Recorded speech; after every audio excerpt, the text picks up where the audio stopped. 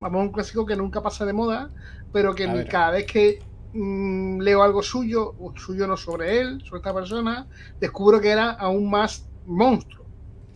Y vámonos a la Unión Soviética, nos vamos a los años 70 y 80. Vamos a seguir el rastro de un hombre lleno de complejos. Un hombre lleno de complejos desde muy pequeño, que además había pasado muy mal en casa, había sufrido las penurias de la posguerra y además en una zona como Ucrania, en los años 30 y los años 40, donde había habido unas hambrunas tremendas, un subdesarrollo que dejó a la sociedad rota totalmente y que no tenía recursos su familia para prácticamente nada. Desde muy pequeño los compañeros se burlaban de él porque era miope y además sin gafas, es decir, no le daban unas gafas para que pudiera corregir esa dificultad, por lo que lo tachaban de torpe, de inútil, era muy patoso, pero la culpa no era suya porque es que no veía. Entonces, a la hora de jugar, no querían jugar con él porque no daba una. A la hora del colegio, pues no veía la pizarra, no aprendía. Claro. Por lo que eso es carne de cañón, nunca mejor dicho, que estamos hablando hoy de carne. Carne de cañón para el bullying de los compañeros de clase cuando son unos desgraciados. Le insultaban, le bajaban los pantalones, le daban paliza.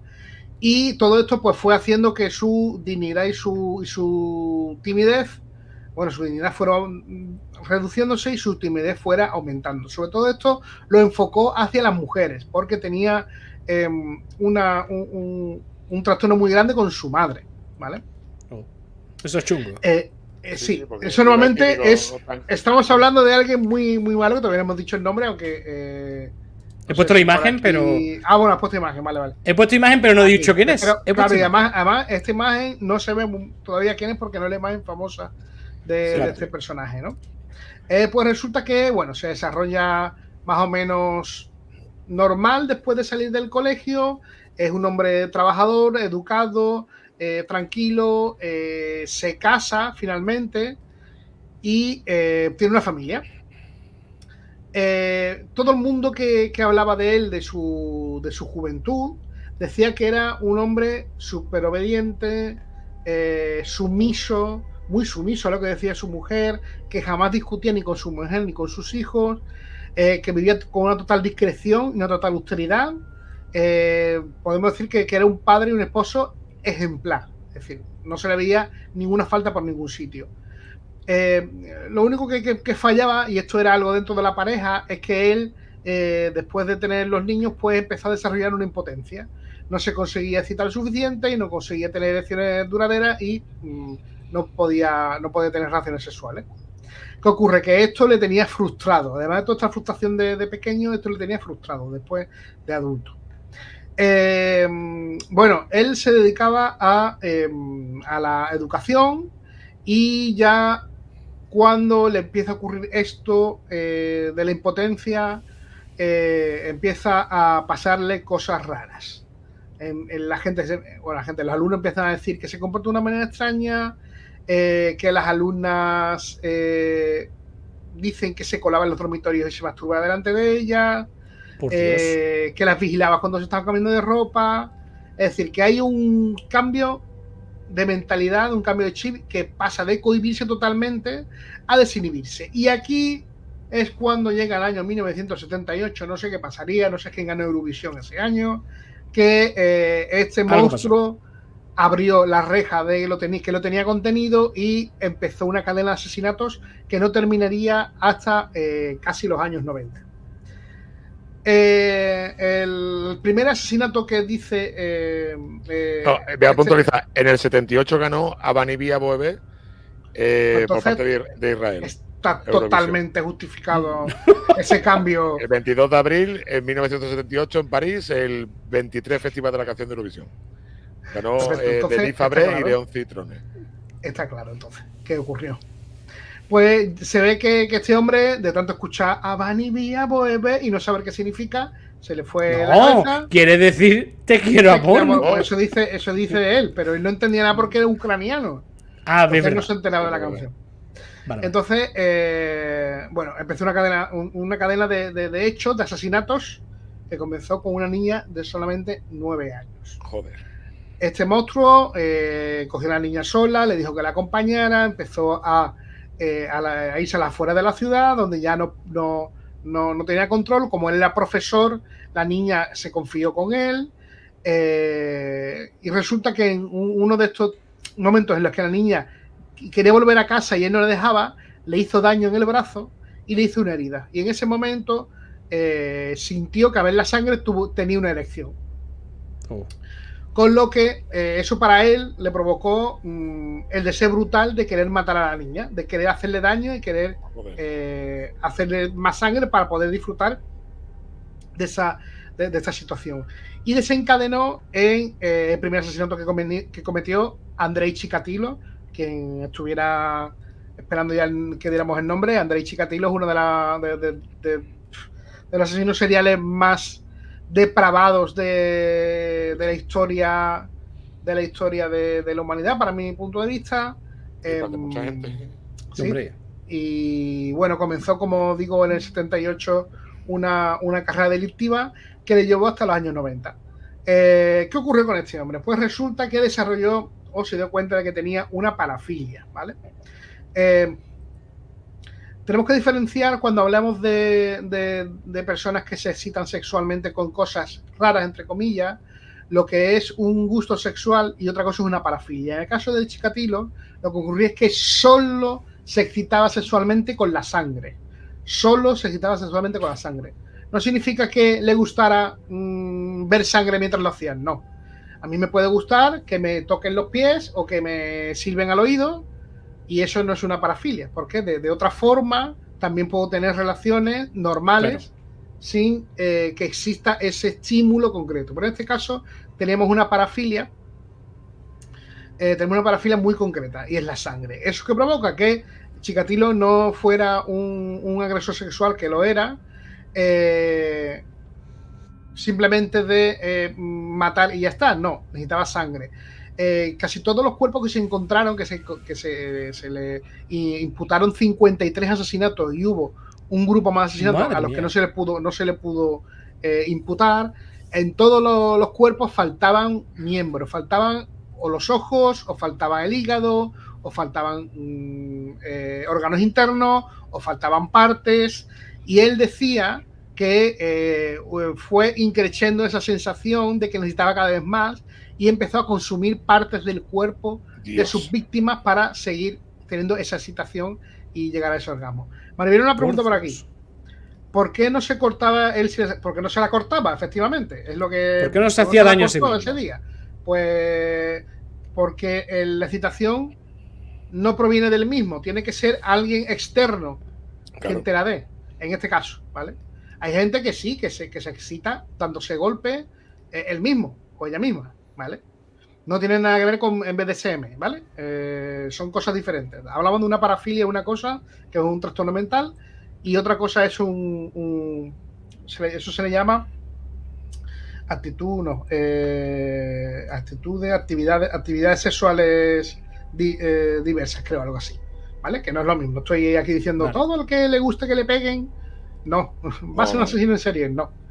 Estoy hablando de cosas diferentes, por dejarlo claro, ¿vale? Pues resulta que viendo este hombre que no pasaba nada, incluso cambió de profesión a una profesión que le permitía viajar, porque él lo que quería es expandir. Claro, llegó un momento en el que su círculo se quedó corto. De hecho, hizo que imputaran a otro agresor sexual parte de los casos que él había cometido, parte de las cosas que había hecho. Tuvo suerte, tuvo mucha suerte. Madre mía. Porque por aquí tengo el nombre de este hombre. Sí, inculparon a un conocido agresor sexual, Alexander Krashenko, de los casos que había cometido él, ¿vale? Y bueno, cambió de trabajo y empezó a trabajar en una fábrica que le permitía hacer viajes comerciales. Entonces hubo, bueno, en esa época, bueno, y ahora mismo también, tanto Ucrania como Alemania del Este, como Rusia y toda la Unión Soviética, tenía una red de ferrocarril muy amplia, que permitía viajar de una punta a otra de la Unión Soviética fácilmente. Pues esto facilitó, aunque Chikatilo solamente actuó en la parte occidental de la URSS, le facilitó mucho viajar de un sitio a otro rápidamente y aprovechar para cometer más agresiones sexuales, ¿vale? Madre mía. ¿Qué ocurre? Le pillan después de una agresión. En esta época ya se empieza a utilizar las pruebas de sangre y las pruebas ADN todavía no, pero las pruebas de sangre para las agresiones y para todo tipo de delitos donde eras esto. Y ocurre que tiene suerte este desgraciado, porque además es diferente la sangre el grupo sanguíneo que tiene él,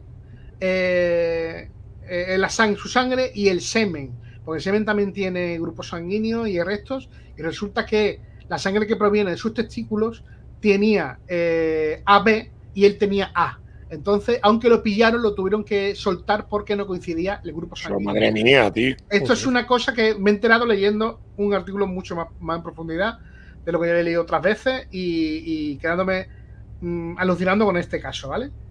O sea, que él tiene una peculiaridad en el grupo sanguíneo del semen que no coincide con su grupo sanguíneo normal. Sí, él tiene en el semen AB, ¿no? y su grupo sanguíneo era el A. ¿Vale? Me cago en la leche. Madre mía.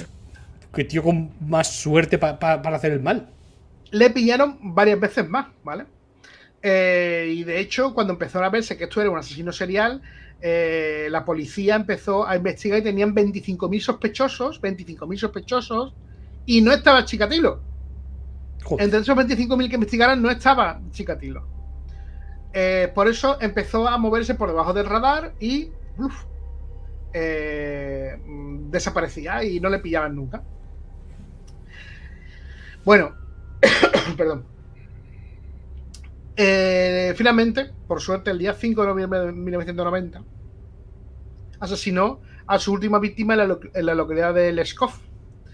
Y a raíz de este asesinato ya decidieron poner toda la carne en el asador. Recordad que ya en el 89 la Unión Soviética se disuelve, los procedimientos policiales empiezan a cambiar, empieza a haber una colaboración más estrecha que antes era inexistente, una colaboración entre los cuerpos policiales internacionales, y con la ayuda de el cuerpo policial alemán de la República Federal Alemana, utilizando 600 personas, entre policías, investigadores y tal, logran cazar a Chikatilo. Menos mal. En abril del 92 se inicia el juicio para demostrar si había cometido los crímenes Chikatilo bajo una enfermedad mental o si estaba completamente de acuerdo. Evidentemente, la declaración de Chikatilo y de su abogado, como bien comentó Max hace un ratillo, siempre intentan tirar por ahí, pero en este caso no consiguieron que triunfara esa versión en el juicio y lo condenaron a muerte. Finalmente, lo tenemos por aquí, el 15 de febrero de 1994 se le ejecutó de un fusilamiento, de un tiro en la cabeza. Así que de esta manera tenemos la historia de Chikatilo y un plot twist, que hoy vamos de plot twist. A ver. ¿Os acordáis que os he dicho que su hermano mayor, que tenía un hermano mayor y que murió? Pues resulta que su hermano mayor se llamaba Stefan y él creció escuchando la historia de su madre de que a su hermano Stefan lo habían raptado unos campesinos en la época del hambre, lo desollaron y se lo comieron. Dios. Esto no es raro porque durante los años 30 en Ucrania, que es la época de la gran hambruna, se tiene constancia de que esto, faltaba alimento y que de vez en cuando pues desaparecían jóvenes, secuestraban jóvenes y servían de alimento para grupos de personas, y que el canibalismo parece ser que en esta época, esto tengo que investigarlo un poquito más, ¿vale? Porque me parece un poco raro, que era una práctica habitual, ¿vale? Vale. Así que tenemos ahí un cóctel para que salga el carnicero de Rostov, por donde solía actuar él,